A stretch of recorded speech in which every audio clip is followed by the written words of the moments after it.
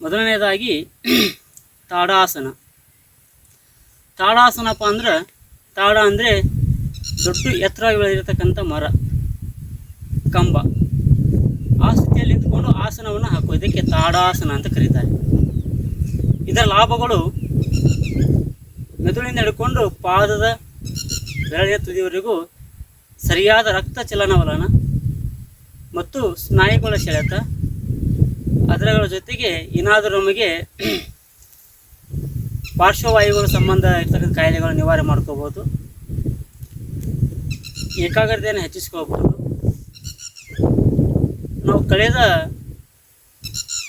ತಿಂಗಳುಗಳಿಂದ ನಡೆಯತಕ್ಕಂಥ ಮಹಾಕುಂಭಮೇಳದಲ್ಲಿ ಸಾಧು ಸಂತರು ಗಮನಿಸಿರ್ಬೋದು. ಒಂದೊಂದು ಭಂಗಿಯಲ್ಲಿ ಒಬ್ಬೊಬ್ಬರು ಸಾಧು ಸನ್ಯಾಸಿಗಳು ನಿಂತಿರ್ತಾರೆ. ಅದರ ಲಾಭಗಳು ಅದಕ್ಕೆ ಸಿಗುತ್ತೆ. ಅದು ಕನಿಷ್ಠ ನಾವು 5 ನಿಮಿಷ ಸಾಮಾನ್ಯವಾಗಿ ಮಾಡೋದ್ರಿಂದ 5 ನಿಮಿಷವರೆಗೆ ನಿಂತಾಗ ಅದರ ಲಾಭ ಹೆಚ್ಚಿಸ್ತಾ ಹೋಗುತ್ತೆ. ಹಾಗೆ 1 ತಿಂಗಳು, 2 ತಿಂಗಳು, 3 ತಿಂಗಳು ಆ ಒಂದೊಂದು ಸಂಕಲ್ಪವನ್ನು ಮಾಡಿಕೊಂಡು ನಿಂತಿರ್ತಕ್ಕಂಥ ಮಹಾ ಸನ್ಯಾಸಿಗಳನ್ನು, ಸಾಧು ಸಂತಗಳನ್ನು ಮಹಾಕುಂಭಮೇಳದಲ್ಲಿ ಕೂಡ ನಾವು ಗಮನಿಸಿದ್ದೀವಿ, ನೋಡಿದ್ದೀವಿ. ಅದರಲ್ಲಿ ಬರುವಂಥ ಒಂದು ಕ್ರಿಯೆ ತಾಡಾಸನ. ಮಾಡುವಂಥ ಕ್ರಿಯೆಯನ್ನು ನೋಡೋಣ. ಮೊದಲೇ ಕಾಲನ್ನು 11ರ ಅಂಕೆಯಲ್ಲಿ ನೇರವಾಗಿ ಇಟ್ಕೊಳ್ಳೋಣ. ಆನಂದವಾಗಿ ಮೊದಲು ಸ್ವಲ್ಪ ಹೊತ್ತು ನಿಂತ್ಕೊಳ್ಳಿ. ನಮ್ಮ ಶರೀರ ಸಂಪೂರ್ಣವಾಗಿ ಸಮತೋಲನಕ್ಕೆ ಬರಲಿ. ಸಮತೋಲನಕ್ಕೆ ಬಂದ ನಂತರ ನಿಧಾನವಾಗಿ ಉಸಿರನ್ನು ತಗೊಂತ 2 ಕೈನ ಮೇಲಕ್ಕೆತ್ತಿ, ಸಂಪೂರ್ಣವಾಗಿ ಮೇಲಕ್ಕೆತ್ತಿ, ಎಡಗಡೆ ದೃಷ್ಟಿ ಹಾಯಿಸಿ ಕೈಯನ್ನು ಪೂರ್ತಿ ಜಗ್ಗಿ ಕೈಯ ಮಧ್ಯ ತುದಿಯ ನೋಡ್ಕೊಳ್ಳಿ, ಮಧ್ಯ ಬೆಳೆ ತುದಿ ನೋಡಿ. ಹಾಗೆ ಬಲಭಾಗದಲ್ಲಿ ಕತ್ತನ್ನು ಹಾಯಿಸಿ ಶರೀರವನ್ನು ಸಮತೋಲನ ಮಾಡಿಕೊಳ್ಳಿ. ಮೊದಲು ಇಲ್ಲಿಯೂ ಕೂಡ ಸಮತೋಲನ ಕಾಯೋಣ. ಉಸಿರಾಟ ಮಾಡಿ ಒಂದು 5 ಸಾರಿ.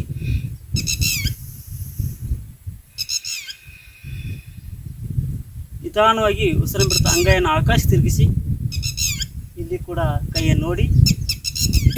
ಅಭ್ಯಾಸ ಮಾಡ್ತಾ ಮಾಡ್ತಾ ನೋಡುವಂಥ ಸ್ಥಿತಿ ಬರೋದಿಲ್ಲ. ಮೊದಲು ಕೈ ನೇರವಾಗಿಲ್ಲ ಅನ್ನೋ ದೃಷ್ಟಿಯಿಂದ ನೋಡೋದು. ನಿಧಾನವಾಗಿ ಉಸಿರನ್ನು ತಗೊಂಡು ಮೇಲಕ್ಕೆತ್ತಿ ನೋಡಿ, ಕಂಬದ ರೀತಿಯಲ್ಲಿ ನಿಲ್ಲುವಂಥ ಭಂಗಿ ತಾಡಾಸನ. ಪೂರ್ತಿ ಮೇಲಕ್ಕೆತ್ತಿ ಉಸಿರಾಟ ಮಾಡಿ. ಹಾಗೆ ಹಿಂಡಿ ಮುಖಾಂತರ ಮೇಲಕ್ಕೆತ್ತಿ ಮೂಡಿ ಆದ್ರ ಮೇಲೆ ನಿಂತ್ಕೊಳ್ಳೋಣ. ನೋಡಿ, ಕಂಬ ರೀತಿಯಲ್ಲಿ ಇರುವಂಥ ಇದಕ್ಕೆ ತಾಡಾಸನ ಅಂತ ಕರೀತಾರೆ.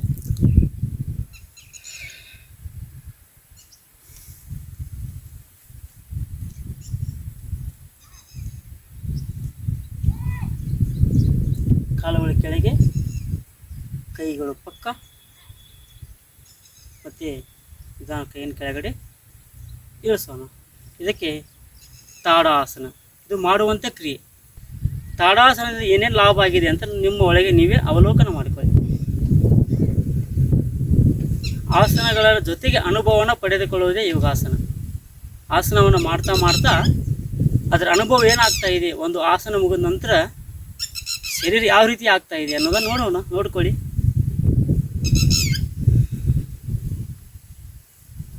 ಅಭ್ಯಾಸವನ್ನು ಮಾಡ್ತಾ ಮಾಡ್ತಾ ಅದರ ಲಾಭ ಸಿಗುತ್ತೆ.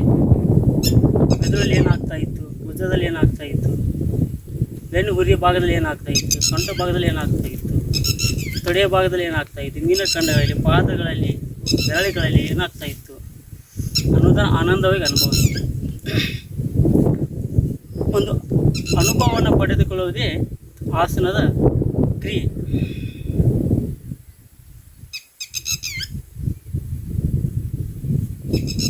ನಿಧಾನವಾಗಿ ಮತ್ತೊಂದು ಆಸನಕ್ಕೆ ಹೋಗೋಣ. ಮುಂದೆ ಬರುವಂಥ ಆಸನ ಅರ್ಧಚಕ್ರಾಸನ.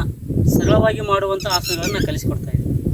ಅರ್ಧಚಕ್ರಾಸನ ನಮ್ಮ ಶರೀರವನ್ನು ಅರ್ಧ ಭಾಗದಲ್ಲಿ ಭಾಗಿಸುವಂಥದ್ದು. ಅದಕ್ಕೆ ನೋಡಿದಾಗ ಅರ್ಧಚಕ್ರಾಸನ ರೀತಿಯಲ್ಲಿ ಕಾಣಿಸುತ್ತೆ. ಚಕ್ರದ ರೀತಿಯಲ್ಲಿ ಕಾಣಿಸುತ್ತೆ.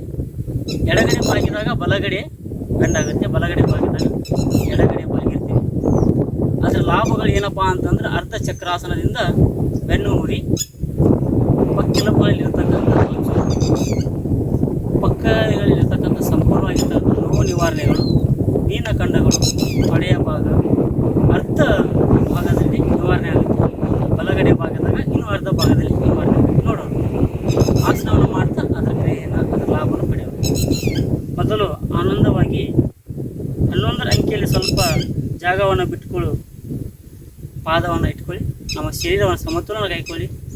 ಸಂಪೂರ್ಣವಾದ ಭಾರ ಭೂಮಿಯ ಮೇಲೆ, ಪಾದದ ಮೇಲೆ ಇರಲಿ. ಮೀನಖಂಡಗಳನ್ನು ಬಿಗಿ ಮಾಡಿಕೊಳ್ಳಿ. ಸೊಂಟ ಭಾಗ, ಸೊಂಟ ಮೇಲಕ್ಕೆತ್ತಿ, ಇದು ಹಿಂದಕ್ಕೆ ಬಿಟ್ಟು ಕೈ ಕೆಳಗೆ ಬಿಡಿ. ನಿಂತ್ಕೊಳ್ಳಿ. ಎಡಗೈಯನ್ನು ಪಕ್ಕಕ್ಕೆ ತಗೊಳ್ಳಿ. ಉಸಿರಂತ ಕೈಗಳು ಪಕ್ಕಕ್ಕೆ. ದೃಷ್ಟಿ ಎಡಗಡೆ ಹಾಸಿ, ಕೈ ಏನಾದ್ರು ಕೆಳಗಡೆ ಮೇಲಿದ್ದರೆ ಭುಜದ ಸಮಾನಾಂತರವಾಗಿ ಮಾಡಿಕೊಳ್ಳಿ. ನಿಧಾನ ಕೈಯನ್ನು ಅಂಗೈಯನ್ನು ಆಕಾಶಕ್ಕೆ ತಿರುಗಿಸಿ ಉಸಿರಂತ ಮೇಲಕ್ಕೆ ತಗೊಳ್ಳಿ. ನೋಡಿ, ಶರೀರದ ಅರ್ಧ ಭಾಗ ಬಾಗ್ತಾ ಇರುತ್ತೆ ನೋಡಿ. ಎಡಗೈ ಮೇಲ್ಗಡೆ ಹೋದಾಗ ಬಲಗಡೆ ನಿಧಾನವಾಗಿ ಬಾಗಿ. ದೃಷ್ಟಿಯನ್ನು ಸಂಪೂರ್ಣವಾಗಿ ಎಡಗಡೆ ಹಾಯಿಸಿ. ನಿಮ್ಮ ಎಡಗಡೆ ಏನು ಕಾಣಿಸುತ್ತೋ ಅದನ್ನು ನೋಡಿ ಕತ್ತನ ಸಡಿಲವಾಗಿ ಬಿಡಿ. ಕೈಯನ್ನು ಬಾಣದ ರೀತಿಯಲ್ಲಿ ಚೂಪಾಗಿ ಇಟ್ಕೊಳ್ಳಿ. ಕೆಳಗಡೆ ಜಗ್ಗಿ ಅರ್ಧ ಚಕ್ರಾಸನ. ಬಾಗಿದಾಗ ಪಕ್ಕೆಲುಬುಗಳಲ್ಲಿ ಇರ್ತಕ್ಕಂಥ ಸೆಳೆತವನ್ನು ನೋಡೋಣ. ಉಸಿರಾಟ ಮಾಡಿ. ಕನಿಷ್ಠ 5 ನಿಮಿಷ ಆ ಭಂಗಿಯಲ್ಲಿ ಇರಲಿಕ್ಕೆ ಪ್ರಯತ್ನ ಮಾಡಿ.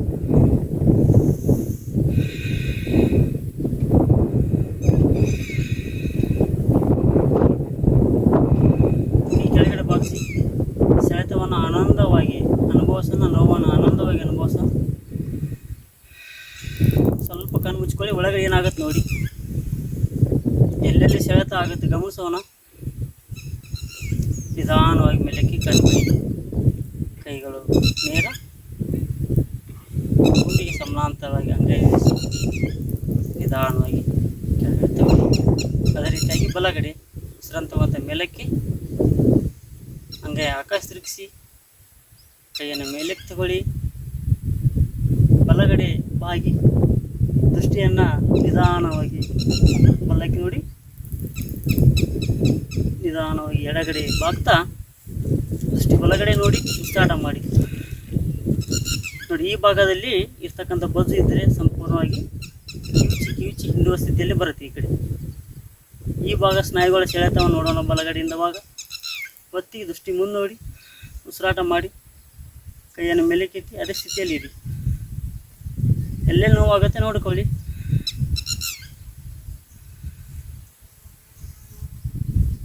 ನಿಧಾನವಾಗಿ ಮೇಲಕ್ಕೆ ಸಂಪೂರ್ಣವಾಗಿ ಕೆಳಗೆ ಒತ್ತಿ ಬಿಡಿ. ಇಲ್ಲಿ ಸ್ವಲ್ಪ ಕಾಲನ್ನ ಅಗಲಿಕ್ಕೆ ತಗೊಳ್ಳಿ. ಸೊಂಟ ಎಡಗಡೆ ಬಲಗಡೆ ವಾಲಿಸಿ. ಈ ಕಡೆ ಭಾಗದಲ್ಲಿ ನೋವು ಆಗ್ತಾ ಇರುತ್ತೆ, ಸ್ವಲ್ಪ ವಾಲಿಸೋಣ. ಅಭ್ಯಾಸ ಮಾಡ್ತಾ ಮಾಡ್ತಾ ಆ ನೋವಿನ ನಿವಾರಣೆ